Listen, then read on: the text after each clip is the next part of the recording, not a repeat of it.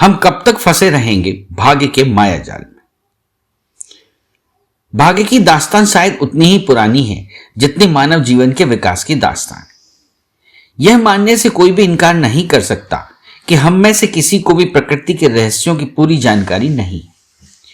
इसलिए जब कोई अनहोनी घटना घटती है या किसी को कोई नफा नुकसान होता है तो लोग उसे भाग्य का फल बताकर संतोष कर लेते हैं। भाग्य के पर्यायवाची होनी अनहोनी है। जब कोई घटना घट जाती है तो लोग कहते हैं ऐसा तो होना ही था। इन सब घटनाक्रम का जन्मदाता ईश्वर, अल्लाह, गॉड या अन्य नाम से जानी जाने वाली पराप्राकृतिक शक्ति मानी जाती है। इन सब बातों से ऐसा लगता है कि जिन चीजों की जानकारी हमें नहीं होती अथवा जिन पर हमारा अधिकार नहीं होता, या फिर यूं कहें कि जिनके कारणों का हमें ठीक से ज्ञान या आभास नहीं होता, उन्हें हम भाग्य या होनी कहकर तसल्ली कर लेते हैं। भाग्य अस्तित्व में कैसे आया? इस बात के कोई वैज्ञानिक प्रमाण नहीं है कि ईश्वर है। ना उसे कभी किसी ने देखा है और ना ही किसी से उसका साक्षात्कार हुआ है। हजारों वर्षों से जो हम मानते आए हैं, जो हमारे पवित्र धर्म ग्रंथ कहते हैं, जो माताएं बचपन से अपने बच्चों के दिलो दिमाग में कूट कूट कर भर देती हैं, तथा जिन मान्यताओं को संसार के बहुत से धर्म बिना सवालिया निशान लगाए जोर शोर से मनवा रहे हैं, उनसे हमारे दिमाग पर अज्ञानता की एक ऐसी गर्द जमा हो गई है कि हम इस बारे में कुछ सुनने को तैयार नहीं है और ना ही इस पर विचार करने की सोचते। लोगों ने यह अंतिम रूप से मान लिया है कि संसार को चलाने वाली कोई शक्ति, हम सब उसके हाथ के खिलौने हैं, और यदि इस ब्रह्मांड में कोई पत्ता भी हिलता है तो वह उस अलौकिक शक्ति के कारण है जो कि अदृश्य है, सर्वव्यापी है और सर्वशक्तिमान।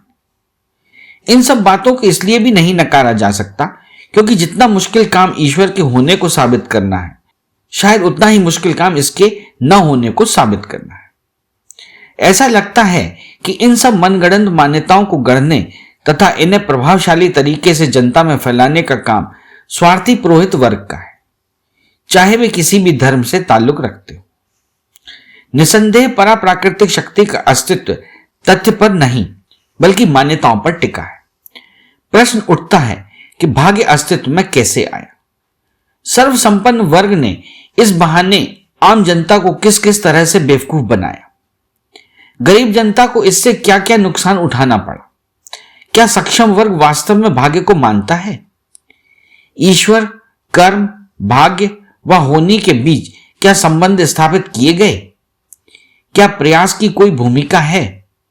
इस भाग्य के जंजाल से कैसे बाहर निकला जाए?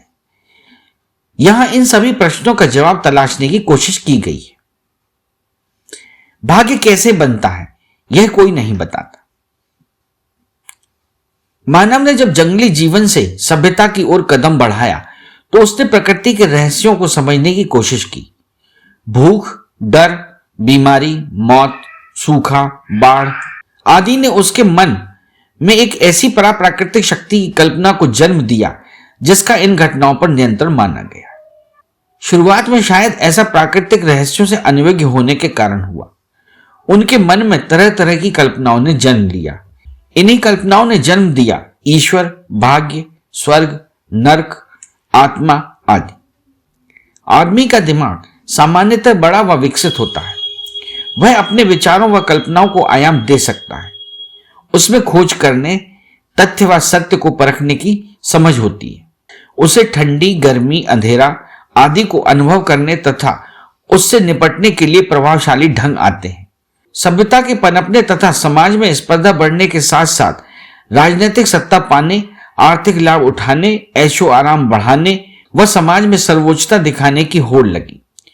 पूरे संसार में पुरोहित वर्ग तथा सक्षम लोगों ने इन सुविधाओं का लाभ उठाने के लिए प्रकृति के रहस्यों को प्राकृतिक शक्ति का नाम दिया तथा भोली भाली जनता को लूटने के लिए भाग्य जैसी काल्पनिक चीज का सहारा लिया।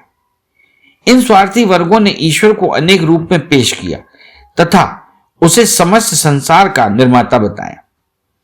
इसके अलावा मनुष्य को वही मिलेगा जो उसके भाग्य में होगा। ऐसी मान्यताओं को लोगों में कूट कूट कर भर दिया। सब भाग्य या किस्मत चिल्लाते हैं, परंतु भाग्य कैसे बनता है यह कोई नहीं बताता। कोई कहता है कि जैसे कोई कर्म करता है वैसा ही उसका भाग्य बनता है।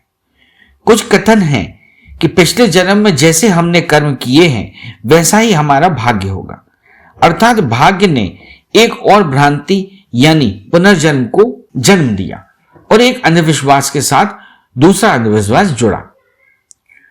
उनका यह भी मानना है कि आदमी स्वयं कुछ नहीं करता, जो करता है वह ईश्वर ही करता है। इस जन्म में जब हम ईश्वर की इच्छा से ही सब कुछ करते हैं तो फिर हमारा भाग्य पूर्व जन्म के आधार पर कैसे बनेगा? भाग्य को सक्षम वर्ग मानता ही नहीं। यदि आदमी वही करेगा जो ईश्वर चाहेगा तो आदमी के हर अच्छे बुरे काम के लिए ईश्वर को ही जिम्मेदार होना चाहिए। फिर आदमी द्वारा किए गए अपराध के लिए पुलिस उसे पकड़कर क्यों ले जाए? उस अपराध के लिए जज उसे सजा क्यों दे? अपराधी भी अपने अपराध की सजा से बचने के लिए वकील के ऊपर इतना खर्च क्यों करे? क्या उसे अपने भाग्य पर भरोसा नहीं? आज कौन भाग्य पर भरोसा करता है? यदि किसी बड़े आदमी को बीमारी की अवस्था में लगातार डायलिसिस पर न रखा जाए तो उसका जीना संभव है, परंतु यदि उसे मालूम है कि ईश्वर की इच्छा के बगैर उनका 1 मिनट भी ज्यादा जीवन संभव नहीं, तो इस महंगे इलाज की क्या जरूरत है? सच यह है कि भाग्य को सक्षम वर्ग मानता ही नहीं। हां, वह यह अवश्य सुनिश्चित करता है कि गरीब इसे जरूर माने। भाग्य पर भरोसा मनुष्य की जुबानी सेवा। लोगों की मान्यता है कि मानव जीवन इस पृथ्वी पर सर्वश्रेष्ठ है। कोई प्राणी तभी मानव योनि में जन्म लेता है जब उसने पूर्व में पुण्य किए हो। यदि यह सही मान लिया जाए तो कुछ बच्चों की पैदा होने के कुछ ही क्षणों में मौत क्यों हो जाती है? यदि वह अच्छा भाग्य लेकर आया है तो बचपन में अनाथ कैसे हो जाता है? बहुत से बच्चे स्टेशन या कूड़े के ढेरों पर जानवरों के साथ खाना बटोरने पर कैसे लगे रहते हैं। कोई आदमी गोली का शिकार हो जाता है, कोई दुर्घटना में मर जाता है, कोई इलाज की कमी से दम तोड़ देता है और कोई भूख से मर जाता है। इतना अच्छा भाग्य पाकर मानव योनि में पैदा होने वाले जीव की आखिर इतनी दुर्दशा क्यों? मनुष्य बच्चे पाकर अपने भाग्य पर इतना खुश होता है, परंतु क्या पता उड़ीसा में होने वाली घटना की तरह कब अपने छोटे छोटे बच्चों को कुछ रुपया व चावल के बदले बेचना पड़े। यह सौभाग्य से दुर्भाग्य कैसे बन जाता है? देश की 1/3 जनसंख्या गरीबी के नीचे रहकर खाने, शिक्षा, घर व जरूरत की चीजों के लिए क्यों तरस रही है? सर्वोच्च कहे जाने वाली मानव योनि की यह दयनीय हालत क्यों? आए दिन हमारे सामने लोगों को लूटने, कत्ल करने, शोषण, चोरी, बैंक का पैसा हड़प करने, टैक्स चोरी करने, वाहन चुराने, दूसरों की संपत्ति हड़पने, चरस, अफीम, कोकीन का व्यापार करने, रिश्वत लेने, लड़कियों का धंधा करने, सामान में मिलावट करने आदि की खबरें आती रहती हैं। यदि हर व्यक्ति भाग्य पर यकीन करता और यह सोचता कि उसे उतना ही मिलना है जितना कि उसके भाग्य में है, तो उपरोक्त गलत काम क्यों किए जाते? लोग आए दिन आरक्षण का विरोध करते हैं, लेकिन यदि भाग्य पर उनका विश्वास है तो उन्हें ऐसा एहसास क्यों नहीं होता कि आरक्षण से नहीं बल्कि पिछड़े वर्गों को उनके भाग्य से नौकरी मिल रही है, परंतु वास्तव में भाग्य पर भरोसा तो उनकी जुबानी सेवा है। क्या कोई बच्चा यह मान ले कि उसे मेहनत करने की जरूरत नहीं, क्योंकि यदि उसके भाग्य में पास होना लिखा है तो कोई उसे फेल नहीं कर सकता? दूसरों का भविष्य बताने वाले ज्योतिषी को यह पता ही नहीं चलता कि शादी की सभी रस्में ठीक प्रकार से व पूजा पाठ के साथ संपन्न करने के बावजूद भी उसके बेटे की बारात की गाड़ी कैसे खड्डे में गिर गई और परिवार सहित कैसे अनिष्ट हो गया। इतिहास इस बात का गवाह है कि कुछ सिरफिरे शासकों ने एक साथ सैकड़ों लोगों को काट कर दफना दिया। आज भी खुदाई में कई स्थानों पर लोगों की सामूहिक कब्रें मिलती हैं। यह मासूम लोगों का कत्लेआम ईश्वर ने कैसे होने दिया? क्या सबके भाग एक साथ खराब हो गए?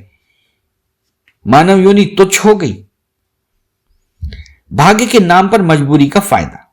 क्या गरीब, मजदूर, छोटी छोटी झुग्गी झोपड़ियों में रहने वाले फटेहाल लोगों के भाग्य में ही सबसे ज्यादा बच्चे लिखे हैं? हमारे देश की जनगणना इस बात का सबूत है कि गरीबी की रेखा के नीचे रहने वाले लोगों के बड़े परिवार हैं।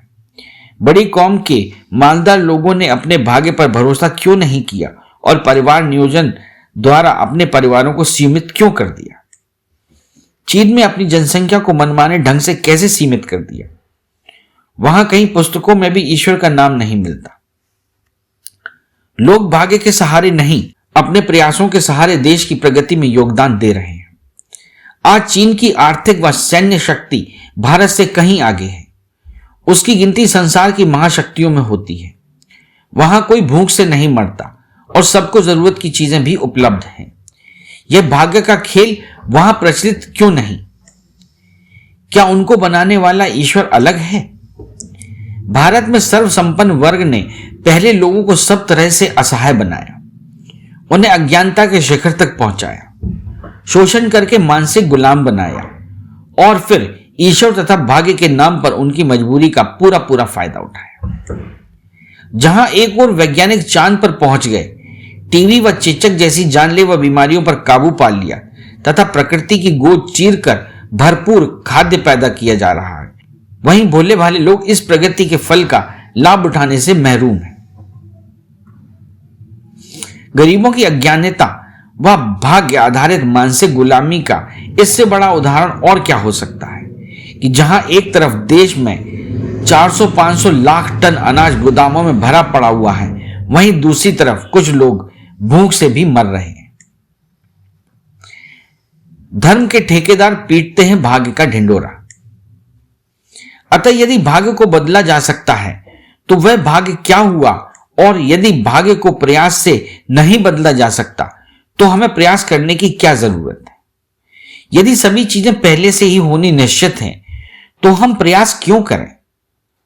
परंतु ऐसा है नहीं।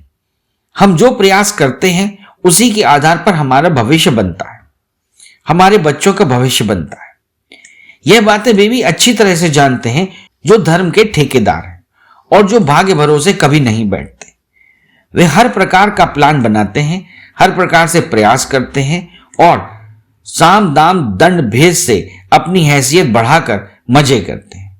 दूसरी तरफ गरीब आदमी सदा अपनी किस्मत को कोसता रहता है और उसका प्रयास दिशाहीन और अपर्याप्त होता है। वह जो कमाता है उससे ज्यादा खोता है। उसकी गरीबी का सर्वसंपन्न समाज पूरा फायदा उठाकर उसे भाग्य भरोसे रहने का पाठ पढ़ाता है। इसी चक्की में वह पूरी जिंदगी पिसता रहता है। इससे गरीब लोग और ज्यादा गरीब होते जा रहे हैं, जिससे सक्षम वर्ग सस्ते मजदूर पाने का इंतजाम बखूबी कर रहा है। गरीबों की ताकत व मानसिक गुलामी का इस्तेमाल करके सर्वहारा वर्ग सत्ता पर कब्जा किए बैठा है। अंधविश्वास का पर्याय भाग्य। दुख सुख जीवन का हिस्सा है। हम जिस वातावरण में रहते हैं, दुख सुख उसी वातावरण में पैदा होता है। हमारे शरीर की आम हालत, हमारे बुजुर्गों के दोष गुण, सामाजिक आर्थिक व राजनीतिक हालात, मानसिक सोच, प्राकृतिक वातावरण, हवा पानी आदि सभी चीजें हमारी जिंदगी पर असर डालती हैं। हर व्यक्ति के इर्द गिर्द का वातावरण व हालात अलग अलग होने के कारण उनका असर हर मानव पर अलग अलग पड़ता है। हमें अपने दुखों से मुक्ति पाने तथा जीवन को सफल व खुशहाल बनाने के लिए उचित प्रयास करना पड़ता है, सही तरतीब लगानी पड़ती है और अपनी अक्ल तथा तजुर्बे का इस्तेमाल करके प्रगति की दिशा निर्धारित करनी पड़ती है। हमारे कर्म, हमारी वाणी, हमारी मानसिकता भी हमारे दुखों में वृद्धि अथवा कमी के लिए जिम्मेदार है। इन सब कारणों तथा परिणामों में भाग्य की न कोई भूमिका है और न ही उसको मानने का कोई औचित्य। कभी कभी ऐसा हो सकता है कि जिसके कारण हमें दुख सुख, नफा नुकसान या यश या अपयश मिल रहा हो, उसका पता न चल पाए, या फिर किसी अन्य व्यक्ति अथवा अनजाने प्राकृतिक कारणों से ऐसा हुआ हो। परंतु इसका अर्थ यह नहीं कि हम इसे भाग्य की संज्ञा दे डालें। ऐसा करने पर न केवल हम असहाय महसूस करते हैं, बल्कि ऐसे अंधविश्वास को बढ़ावा देते हैं, जिससे चिरकाल में हमारा ही नहीं बल्कि पूरे समाज का नुकसान होना निश्चित है। जैसे एक झूठ से कई झूठ पनपते हैं, उसी प्रकार का भाग्य रूपी अंधविश्वास से कई अंधविश्वास और चिपक जाते हैं। हमारी इस तरह की अज्ञानता का फायदा उठाकर सर्वसंपन्न वर्ग अनेकों शोषण के रास्ते निकालने में सफल हो गया है। उसने ईश्वर, भाग्य, पुनर्जन्म, स्वर्ग, नरक, आत्मा, परमात्मा, कर्मकांड, पाप पुण्य आदि की एक लंबी सूची बना ली है, जिससे लोगों को मानसिक रूप से गुलाम बनाकर उन्हें पूरी तरह भ्रमित किया जा सके।